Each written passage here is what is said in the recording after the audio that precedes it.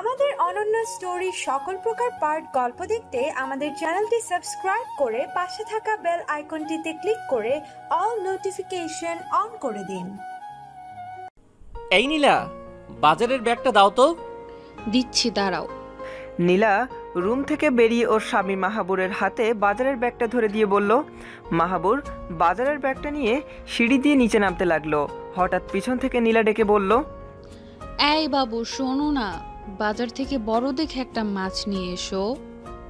নীলার ডাক শুনে অবাক দৃষ্টিতে নীলার দিকে তাকিয়ে মাহাবুর বলল, আবু? আবু কি? আবু কারে কও তুমি? নীলা চেঁচিয়ে বলল, আমি আবু বলিনি, বাবু বলেছি। বাবু বাবু গাধা। ও আচ্ছা, বাবু। তাই বলো, আমি তো ভাবলাম আবু। আমি আবু শুনেছি তাই বলে কিন্তু আমার আবার বয়রা বলো না। আমার শ্রবণ শক্তি কিন্তু অনেক বেশি। হইছে হইছে, আমি কি আনতে বলেছি সেটা শুনেছো তো? শুনেছি বাবা, শুনেছি। আচ্ছা তাহলে এবার যাও। বাও কি? মাহাবুরের মুখে এটা শুনে নীলা দাঁতে দাঁত চেপে বলল, ওরে বয়রার ঘরের বয়রা, তোরে যাইতে কইছি, যাইতে। এটা বলেই নীলা আর এক মুহূর্ত সেখানে না দাঁড়িয়ে রুমে চলে গেল। নীলার এভাবে যেতে দেখে মাহাবুর বিড়বিড় করে বলল, আমার বউটার এত চিপা গলা যে কথা বললে কান পর্যন্ত আসতেই চায় না। উফ, কোন দুঃখে যে এই মেয়েটারে বিয়ে করছিলাম। আল্লাহ। মাহাবুর কপাল চাপড়াতে চাপড়াতে বাজারে চলে গেল। বাজার থেকে ফিরে এসে কয়েকবার কলিং বেল চাপতেই নীলা দরজা খুলে দিল। নীলার হাতে বাজারের ব্যাগটা দিতে দিতে বলল, ব্যাগটা ধরো। আর বাজারে বড় কোনো গাছ পেলাম না বাবু।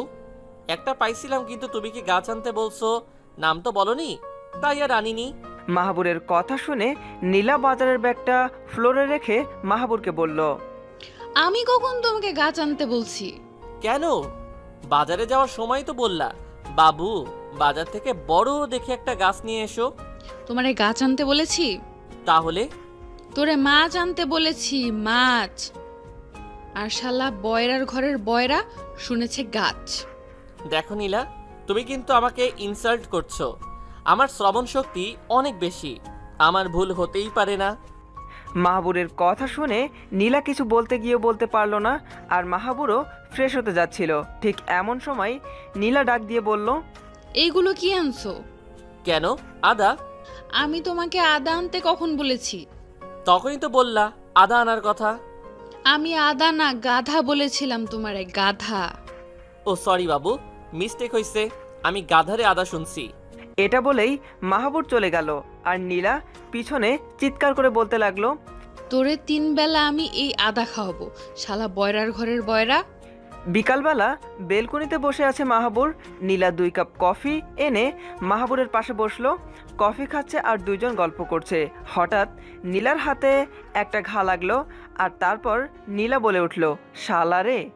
পাশ থেকে মাহাবুর বলল, খালা কখন আসছে নীলা? আমাকে তো বললা না যে খালা আসছে। খালা আসবে কোথা থেকে? খালা তো আসেনি। মাত্রই তো বললা খালারে। খালা না আসলে খালারে ডাকলা কেন? মাহাবুরের কথা শুনে নীলা দাঁতে দাঁত চেপে বলল, আমি খালা বলিনি, হাতে ঘা লেগেছে, তাই রাগ করে বলেছি শালা রে। এটা শুনে মাহাবুর আর কথা বাড়ালো না। এক হাত দিয়ে নীলাকে বুকের মাঝে টেনে নিল। নীলাও আর রাগ করে থাকতে পারলো না। মাহাবুরের বুকে মুখ লুকালো। তারপর বলল, বাবু আব্বা আম্মাকে খুব দেখতে ইচ্ছে করছে, চলো না একটু ঘুরে আসি। কথাটা মাহাবুর শুনেও শুনল না। নীলাও সেটাকে পাত্তা না দিয়ে বলল, বাবু দেখো না কি সুন্দর। কই? ওই যে দেখো গাছে। মাহাবুর অবাক হয়ে নীলাকে বলল, গাছে তো কোনো বান্দর দেখছি না। মাহাবুরের মুখে বান্দর কথাটা শুনে নীলা রেগে গিয়ে বলল, শালা বয়রার ঘরের বয়রা, তোরে আমি বান্দর বলেছি? আমি সুন্দর বলেছি, সুন্দর। গাছে একটা ফুল ফুটেছে সেটার কথা বলেছি। মাহাবুরের কানের কাছে মুখ এনে নীলা জোরে জোরে কথাগুলো বলল। কানের কাছে চিৎকার করে বলাতে মাহাবুর পাশে সরে গিয়ে বলল, উফ নীলা, সমস্যা কি তোমার? কানের কাছে চিৎকার করে বলছো কেন? নাকি তুমি আমাকে বয়রা বানাতে চাও? বয়রা রে, তোরে আর কি বয়রা বানাবো? তুই তো এমনিতেই বয়রা। মনে মনে কথা বলল নীলা।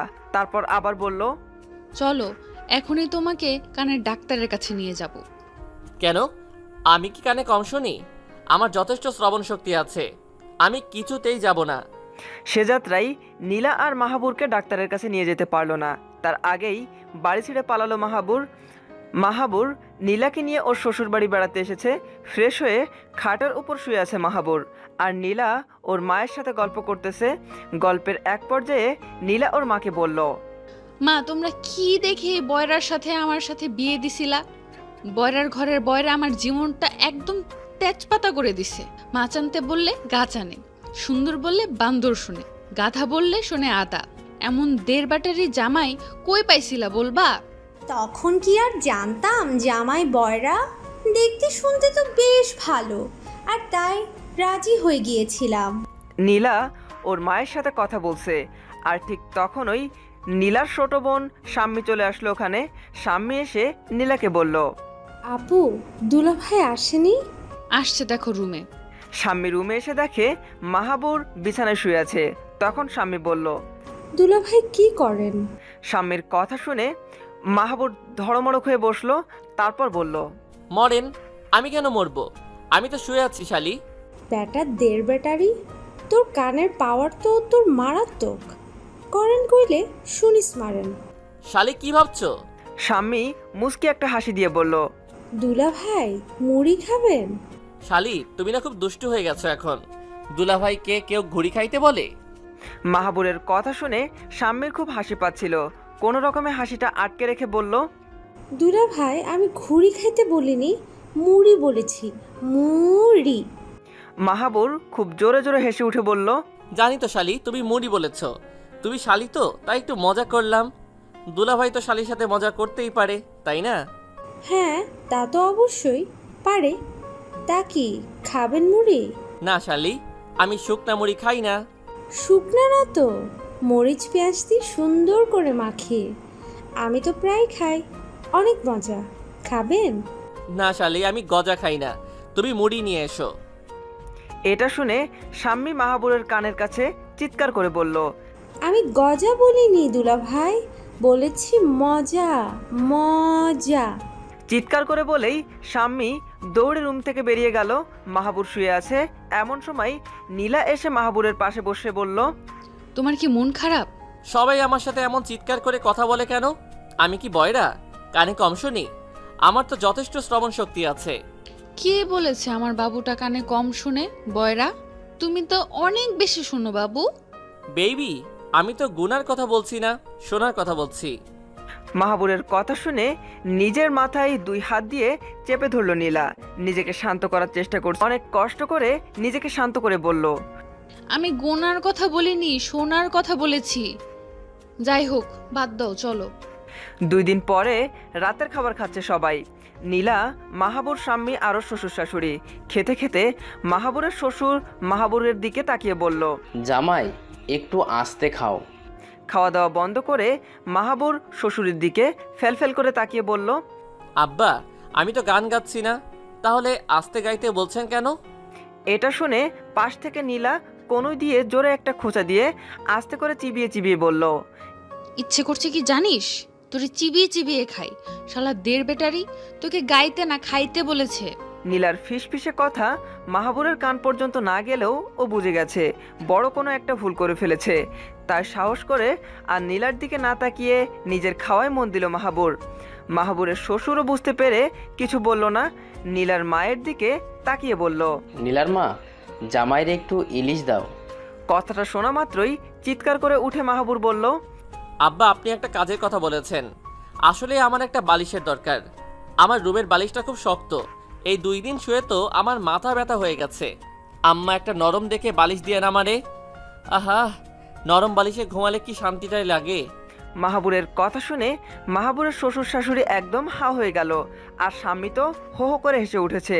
স্বামীর হাসির কারণটা না বুঝে নীলার দিকে আর চোখে তাকালো মাহাবুর। আর তাকাতেই দেখলো নীলার মুখটা রেগে লাল নীল বেগুনি সব হয়ে গেছে। 2 বার ঢোক গিলল, কিন্তু কিছু বলার সাহস পেল না। আর সাহস পাবেই বা কী করে? নীলা যেভাবে রেগে তাকিয়ে আছে, মনে তো হচ্ছে ওর এখনই কাঁচা চিবিয়ে খাবে। রাগটাকে কন্ট্রোল করতে না পেরে নীলা বলল, নরম বালিশে তোরে শান্তিতে ঘুমা। কথাটা শেষ করে দিল নীলার আব্বা। নীলাকে থামিয়ে মাহাবুরের দিকে তাকিয়ে বলল, বাবা, তুমি চুপচাপ খাও তো। মাহাবুর হাতটা ধুতে ধুতে চলে যেতে লাগলো রুমের দিকে। পিছন থেকে শ্বশুর ডাক দিয়ে বলল, কিছু না খেয়ে হাত ধুয়ে চলে যাচ্ছ বাবা? এখনও তো মাছ, মাংস, ডিম থেকে গেল, কিছুই তো খেলে না। আব্বা আপনি তো বললেন চুপচাপ চলে যেতে। আমি তো যাও বলিনি, বলেছি খাও। খাও কি বলছেন? খাও। মাথাটা উপর নিচু করে আবার বলল, কি? খাও। যাচ্ছি তো আব্বা। আরে যাও না, খাও। ও খাও। জানেন আব্বা, আমিও শুনেছি খাও, কিন্তু একটু মজা করলাম। আসলে আমার খিদা নেই, খেতে ইচ্ছে করছে না। কথাটা বলে সোজা রুমে চলে এলো মাহাবুর। মাহাবুরের শ্বশুর মনে মনে বলল, তুই যে কি শুনে কেমন মজা করছিস বয়রা, সেটা তো আমি জানি। এদিকে বিছানায় শুয়ে শটফট করছে মাহাবুর। প্রচণ্ড খিদা লেগেছে, কিছুই তো খেতে পারেনি। ইস রে, কত ভালো ভালো খাবার ছিল, কিছুই খেতে পারেনি। খাবারের কথা যত মনে পড়ছে তত খিদা লাগছে। নীলা খাওয়া শেষ করে মাহাবুরের পাশে এসে শুয়ে পড়ল। রাগে ওর শরীর জ্বলে যাচ্ছে। বয়রা মাহাবুরের জন্য বাবা মার কাছে কতটা লজ্জায় পড়তে হলো ওর। এভাবেই রাগ মাথায় উঠে গেল, কিন্তু তবুও মাহাবুরকে কিচ্ছু বলতে পারলো না। পরের দিন বিকালবেলা নীলার বান্ধবী জুলি এসেছে। ওর বিয়ে হয়েছে 1 বছর হলো। এর ভিতরেই একটা বাচ্চার মা হয়ে গেছে। খুব সুন্দর ফুটফুটে একটা ছেলে হয়েছে ওর। মাহাবুর জুলিকে আগে থেকেই চিনতো, শালি তো। নীলা আর জুলি অনেকক্ষণ গল্প করে। ছেলেটাকে কোলে নিয়ে মাহাবুর কাছে এসে বলল, দুলা ভাই একটু ধরো তো। কথাটা শুনে মাহাবুর ঘুরে দাঁড়ালো। এটা দেখে অবাক হয়ে জুলি বলল, কি হলো দুলা ভাই, ঘুরে দাঁড়ালে কেন? শালি তুমি তো বললা একটু ঘুরো তো, তাই তো ঘুরে দাঁড়ালাম। কথাটা শুনে হি হি করে হেসে উঠল জুলি। নিজের বয়রা জামাইয়ের জন্য বান্ধবীর সামনে লজ্জায় পড়ে গেল নীলা। প্রচণ্ড রাগে মাহাবুরের হাত ধরে বাড়ি থেকে বেরিয়ে যেতে লাগলো। পিছন থেকে জুলি বলল, কিরে নীলা, দুলা ভাইকে নিয়ে কই যাস? কানের ডাক্তারের কাছে। ডাক্তারের কাছে এসে ভালো মতো পরীক্ষা করে দেখলো 2 কানের অপারেশন করতে হবে। নীলাও রাজি হয়ে গেল, যে করেই হোক। জামাইয়ের কান তো ভালো হওয়া চাই, তাই না? কিন্তু মাহাবুর কিছুতেই অপারেশন করবে না। 3-4 জন মিলে ধরে নিয়ে গেল অপারেশন থিয়েটারে। অপারেশনও হলো। 2 দিন পরে মাহাবুরকে হাসপাতালে দেখতে যাচ্ছে নীলা। অনেক সুন্দর করে সেজেগুজে এক হাতে একগুচ্ছ ফুল নিয়ে মাহাবুরের কেবিনে ঢুকলো। মাহাবুরের পাশে বসলো, কিন্তু মাহাবুর যেন নীলাকে দেখেও দেখলো না। কেবিনে বসেছিল মাহাবুর। নীলা মনে মনে ভাবলো, জোর করে অপারেশন করাতে মাহাবুর এখনও রেগে আছে। মাহাবুরের হাত নিজের হাতে নিয়ে বলল, বাবু রাগ করে আছো? কি করব বলো, সবাই তোমাকে নিয়ে মজা করে, এটা কি আমার ভালো লাগে বলো? তাই তো জোর করে অপারেশন করালাম, তুমি এখন সুস্থ হয়ে যাবে। আর দেখো, তোমার পছন্দের নীল শাড়ি পরে এসেছি, এখন বলো তো কেমন লাগছে? নীলার কথায় উত্তর না দিয়ে মাহাবুর চুপ করে আছে। তা দেখে নীলা আবার বলল, কি হলো বলো না, কেমন লাগছে আমাকে? নীলা তুমি কি মজা শুরু করেছো বলো তো? সেই থেকে শুধু ঠোঁট নাড়িয়েই যাচ্ছ, কিন্তু শব্দ করে কিছু বলছো না। এমন করলে কিন্তু রাগ করব। মাহাবুরের কথা শুনে হা হয়ে গেল নীলা। তারপর বলল, ঠোঁট নাড়াচ্ছি মানে? তুমি কি আমার কথা শুনতে পাচ্ছ না? নীলা প্লিজ, ঠোঁট নাড়িয়ে মজা করো না, শব্দ করে বলো যা বলতে চাচ্ছ। ঠিক তখনই ডাক্তার এলো। এসে নীলাকে বলল, সরি ম্যাম, আপনার স্বামীর 2টা কানের পর্দায় ছিঁড়ে গেছে, উনি আর কখনো কানে শুনবে না। ডাক্তারের কথা শুনে মাথা ঘুরতে লাগলো নীলার। চোখে অন্ধকার দেখছে। মাহাবুরের দিকে তাকিয়ে বলল, আমার আগের 1.5 ব্যাটারি জামাইটাই তো ভালো ছিল। কথাটা বলেই জ্ঞান হারালো নীলা। মাহাবুর অবাক হয়ে বলল, যা বাবা। নীলা ঠোঁট নাড়িয়ে কি বললো? কিন্তু নীলার অজ্ঞান হয়ে যাওয়ার কারণটা মাহাবুর খুঁজে পেল না।